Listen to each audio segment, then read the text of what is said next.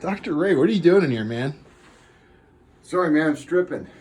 Stripping for what? You getting changed?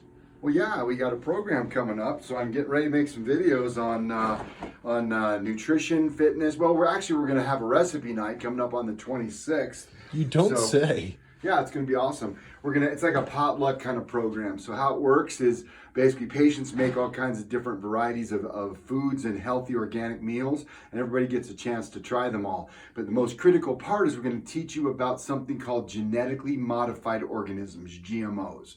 We're going to talk about why they're so devastating to our bodies and how that's going to impact their overall health. And so teaching you how to find them in the grocery store so you're not putting that poison into your body, damaging essential number 3 and number 5, which is nutrition and detoxification. So again, make sure you guys are signed up, get yourself a ticket. So we're gonna have a drawing. Make sure you bring that ticket with you so you can have a great one. Sound good? Can I bring friends and family with me? Absolutely not. We only accept patients in our office. Of course you can bring your friends and family. This is a great opportunity to introduce them to what we're all about so they can learn the true health potential of what we're about.